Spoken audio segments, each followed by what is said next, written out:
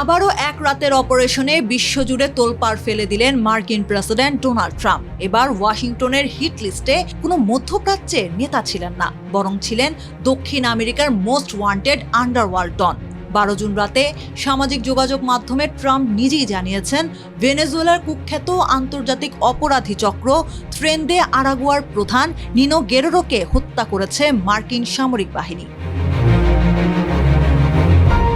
Trump লিখেন, আমার নির্দেশে মার্কিন সাউদার্ন কমান্ড দ্রুত এবং প্রাণঘাতী এক সামরিক হামলা চালিয়ে সফলভাবে নিনো গেরেরোকে দুনিয়া থেকে সরিয়ে দিয়েছে।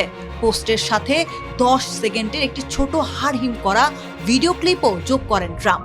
ড্রোন থেকে তোলা ওই ভিডিওতে দেখা যায় সবুজ গাছপালায় ঘেরা একটি বিলাসবহুল গোপন ভবন, আর তার পরের মুহূর্তেই বিকট এক বিস্ফোরণ আর ধোঁয়ার কুণ্ডলী।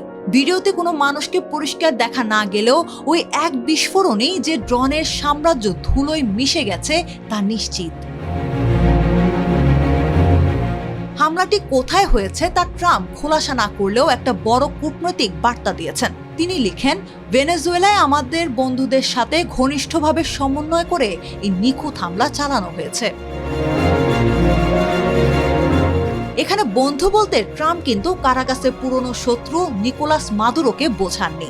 গত জানুয়ারিতে যুক্তরাষ্ট্র ভেনেজুয়েলার দীর্ঘদিনের প্রেসিডেন্ট মাদুরোকে ক্ষমতা থেকে অপসারণের পর সেখানে এখন চলছে ডেলসি রদ্রিগেজের নেতৃত্বাধীন অন্তর্বর্তী সরকার। আর এই নতুন সরকারের সাথেই এখন ট্রাম্প প্রশাসনের দারুণ সখ্যতা।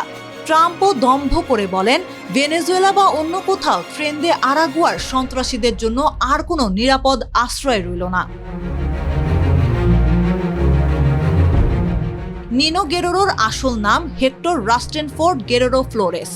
সাধারণ কোনো পকেটমার বা পাড়ার মাস্তান ছিলেন না তিনি। মার্কিন অ্যাটর্নি জে ক্লিনটন জানিয়েছেন, ভেনেজুয়েলার একটা সাধারণ কারাগার বা জেলখানার ভেতরে বসে এই গেরেরো ফ্লোরেস এমন এক গ্যাং তৈরি করেছিলেন যা ল্যাটিনো আমেরিকার সীমানা ছাড়িয়ে আন্তর্জাতিক সন্ত্রাসী সংগঠনে রূপ নেয়। উত্তর আমেরিকা, দক্ষিণ আমেরিকা থেকে শুরু করে ইউরোপ পর্যন্ত অগণিত খুন, সহিংসতা, চাঁদাবাজি আর ড্রাগস পাচারের মূল খলনায়ক ছিলেন এই গেরেরো। কলম্বিয়া, পেরু ও চিলিতেও তার নেটওয়ার্ক ছিল সচল। গত ডিসেম্বরেই নিউ ইয়র্কের ফেডারেল আদালতে তার বিরুদ্ধে সংঘবদ্ধ অপরাধ ও অস্ত্র মাদকের মামলা ঠুকে দেয়া হয়। আর মার্কিন পররাষ্ট্র দপ্তর তো তার মাথার দাম ঘোষণা করেছিল পুরো $50 লাখ।